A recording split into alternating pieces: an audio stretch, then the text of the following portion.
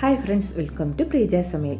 இன்றைக்கி கொஞ்சம் ப்ரிப்ரேஷன் வேலையில் தான் நான் பார்த்துருக்கேன். காலையிலே சமையல் வேலையெல்லாம் முடிஞ்சதுனால எல்லாம் கொஞ்சம் ஸ்டோர் பண்ணி வைக்கலாம். ஸ்கூலெல்லாம் ஸ்டார்ட் பண்ணதுனால பிள்ளைகளுக்கு காலையிலே குக் பண்ணுறது கொஞ்சம் ஈஸியாக இருக்கும்னு அந்த மாதிரி வேலையில் தான் பண்ணியிருக்கேன். இதில் நான் இப்போ என்னென்ன பண்ணியிருக்கேன்னா நம்ம வீடியோக்குள்ளே போய் பார்க்கலாம்.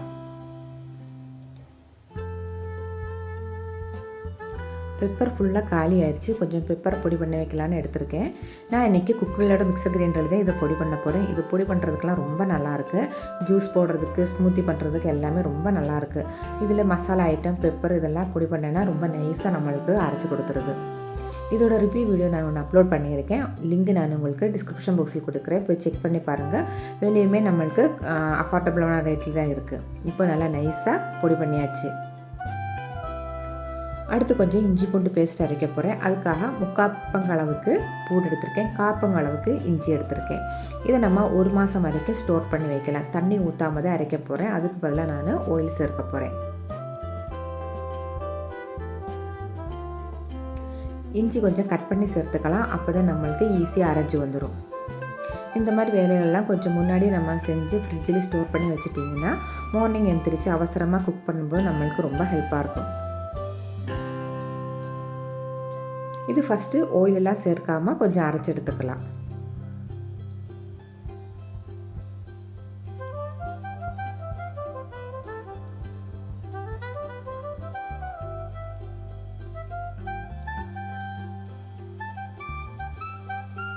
இப்போது இந்த மாதிரி கொஞ்சம் அரைஞ்சி வந்துச்சு. இதுக்கு மேலே கொஞ்சம் ஆயில் சேர்த்துக்கலாம். ஆயில் சேர்த்து அரைச்சி வைக்கும்போது நம்மளுக்கு 1 மாதம் வரைக்கும் ஸ்டோர் பண்ண முடியும்.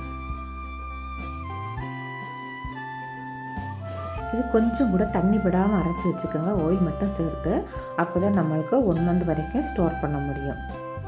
இப்போ இதோட 1/2 ஸ்பூன் அளவுக்கு மஞ்சத்தூளையும் சேர்த்துருக்கேன். மஞ்சத்தூள் சேர்த்து அரைச்சி வைக்கும்போது நம்மளுக்கு இதோட ஸ்மெல் ரொம்ப நல்லாயிருக்கும். சீக்கிரம் கெட்டு போகவும் போகாது. இதை இப்போ நல்லா நைஸாக அரைச்சி எடுத்துடலாம்.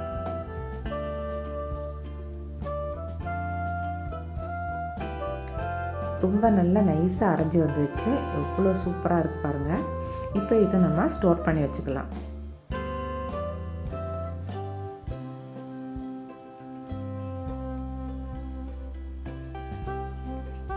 ஏன்னா இந்த மாதிரி ஒரு கண்ணாடி பாட்டில் தான் இன்றைக்கி ஸ்டோர் பண்ணி வைக்கிறேன். இது ஜாம் வந்த கண்ணாடி பாட்டில், அதெல்லாம் முடிச்ச பிறகு நல்லா க்ளீன் பண்ணி எடுத்து வச்சுருந்தேன். இதில் தண்ணி ஈரம் கொஞ்சம் கூட இல்லை. அந்த மாதிரி இதில் ஸ்டோர் பண்ணி வச்சுக்கோங்க.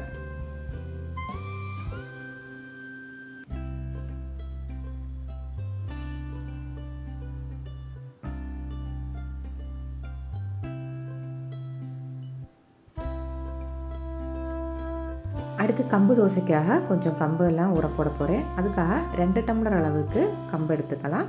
அதே டம்ளருக்கு 2 டம்ளர் அளவுக்கு இட்லி அரிசி, 1 டம்ளர் அளவுக்கு உளுந்து, இது இதோட மெஷர்மெண்ட்டு. கொஞ்சமாக வெந்தயத்தை சேர்த்துக்கலாம். இதில் இட்லி, தோசை ரெண்டுமே செஞ்சுக்கலாம். ரொம்ப நல்லாயிருக்கு. இது குழந்தைகள்லாம் கம்பெல்லாம் சும்மா நம்ம கூழ் மாதிரி காய்ச்சி கொடுத்தேன்னா பிடிக்கலைன்னா நீங்கள் இந்த மாதிரி தோசை செஞ்சு கொடுங்க. ரொம்ப நல்லாயிருக்கும். டிஃப்ரெண்ட்டாகவும் தெரியாது.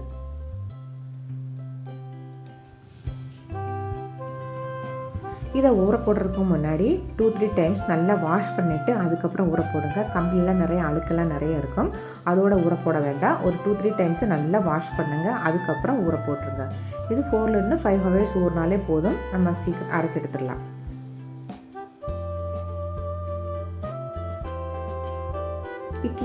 இட்லி தோசைக்கெல்லாம் அரிசி ஊற போடும்போது இந்த மாதிரி மில்லட் ஏதாவது சேர்த்து ஊற போட்டு வைங்க. சாதாரணமாக நம்ம இட்லி தோசை சுடுறத விட இந்த மாதிரி செஞ்சு சாப்பிடும்போது இப்போ குழந்தைகளுக்கு கொடுக்கும்போது ரொம்ப நல்லாயிருக்கும்.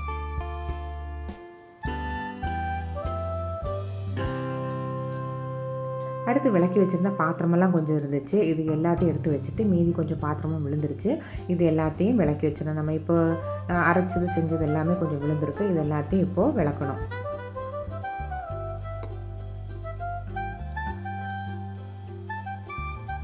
நம்ம எந்த பொருளை ஃப்ரிட்ஜில் ஸ்டோர் பண்ணி வச்சுருந்தாலும் அதை எடுத்த பிறகு நம்ம உடனே திருப்பி ஸ்டோர் பண்ணி வச்சுருக்கோம். ரொம்ப நேரம் வெளியில் வச்சுருக்க வேண்டாம். அதுதான் கெட்டு போகிறதுக்கான காரணம்.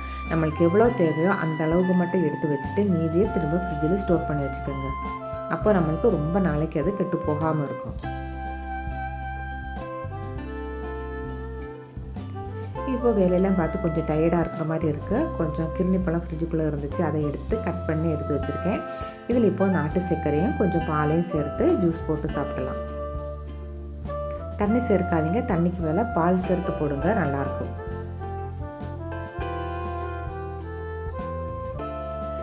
ஏதாவது ஜூஸ் போடுறதுனாலும் மசாலா மிளகு எல்லாம் பொடிக்கிறதுனாலும் நான் இதில் தான் பண்ணிக்கிட்டு இருக்கேன். ரொம்ப நல்லாயிருக்கும். மற்றபடி தேங்காயெல்லாம் அரைக்கிற மாதிரி இருந்தால் தான் பெரிய மிக்சியில் செய்கிறது. இதில் கொஞ்சம் தேங்காய் அரைகிறது கொஞ்சம் லேட் ஆகும். தக்காளி வெங்காயம் எல்லாம் இதில் அரைச்சிக்கலாம். தேங்காய் மட்டும்தான் கொஞ்சம் லேட் ஆகிற மாதிரி இருக்கும். கொஞ்சம் ஐஸ் கட்டியை போட்டுட்டு இந்த ஜூஸ் குடிச்சோன்னா ரொம்ப நல்லாயிருக்கும். உடம்புக்கும் ரொம்ப நல்லது. இப்போ வெயில் காலம் இருக்கிறதுனால நம்ம அடிக்கடி கொஞ்சம் ஜூஸ் எடுத்துக்கிறது ரொம்ப நல்லது.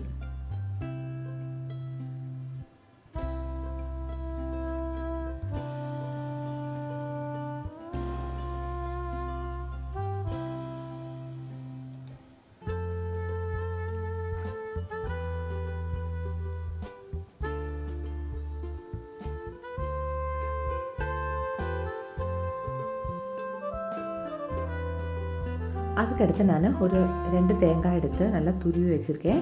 இதை துருவி நல்லா ஸ்டோர் பண்ணி ஃப்ரீசரில் வச்சுருங்க.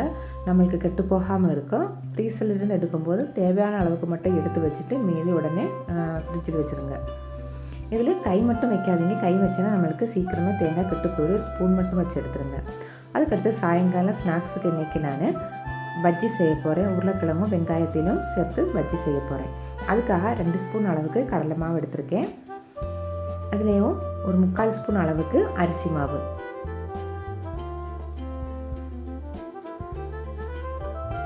அதுக்கடுத்து 1 ஸ்பூன் அளவுக்கு மிளகாய்த்தூள் சேர்க்கிறேன். இது காஷ்மீரி சில்லி, காரம் இருக்காது, கலர் மட்டும் நல்லாயிருக்கும்.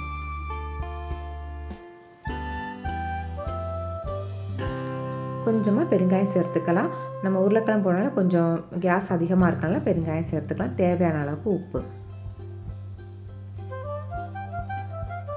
இப்போ இதெல்லாம் சேர்த்துட்டு தண்ணியை ஊற்றி நல்லா மிக்ஸ் பண்ணிடலாம்.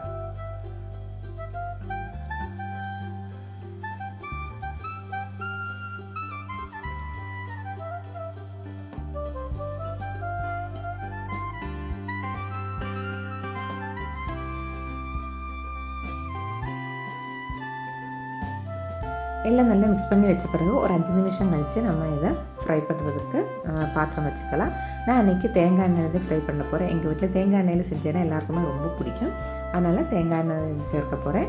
இப்போது எண்ணெய் சேர்த்துட்டேன். இதில் இப்போது எண்ணெய் நல்லா ஹீட்டாகி வந்தோடனேயும் ஒன்றொன்னா முக்கியமாக போட்டு எடுத்துக்கலாம்.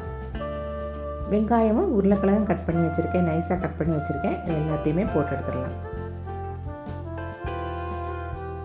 சாயங்காலம் பிள்ளைகள் ஸ்கூல் விட்டு வரும்போது அவங்களுக்கு ஸ்நாக்ஸாக கொடுக்கறதுக்கு நல்லாயிருக்கும்.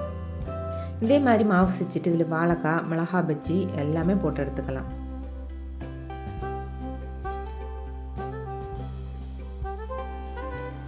நான் சொன்ன மெஷர்மெண்ட்டுக்கு செஞ்சு பாருங்கள். அரிசி மாவெல்லாம் போட்டு நல்லா கிறிஸ்பியாகவும் டேஸ்டியாகவும் இருக்கும்.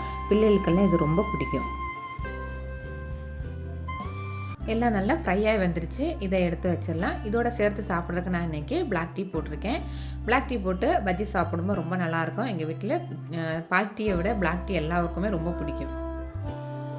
மீதி இருக்கிறதையும் போட்டு எடுத்துக்கலாம்.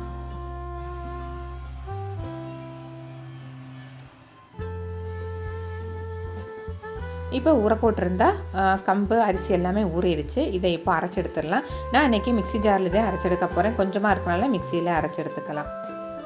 எப்போயுமே கம்பு தோசைக்கு ஊற போடும்போது கொஞ்சமாக மட்டும் ஊற போடுங்க. 2 நாளைக்கு மேலே இது வச்சு சாப்பிட முடியாது, ரொம்ப புளிச்சு போயிடும். அதனால் அளவாக மட்டும் போட்டு அப்பப்போ சாப்பிட்ற மாதிரி வச்சுக்கோங்க.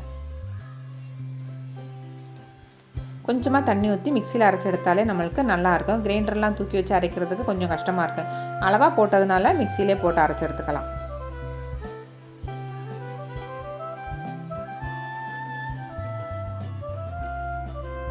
இப்போ நல்லா நைஸாக அரைச்சி எடுத்தாச்சு. இதை ஊற்றி வச்சுட்டு மீதி இருக்கிற இதே மாதிரி அரைச்சி எடுத்து வச்சிடலாம். இது கரைச்சி வைக்கும்போது உப்பு போடாதீங்க. காலையிலே மட்டும் தோசை சுட போகும்போது உப்பு போட்டுக்கோங்க. உப்பையும் போட்டோன்னா ரொம்ப புளிச்சு, நல்லா உப்பு போடாமல் மட்டும் கரைச்சி வச்சுக்கோங்க.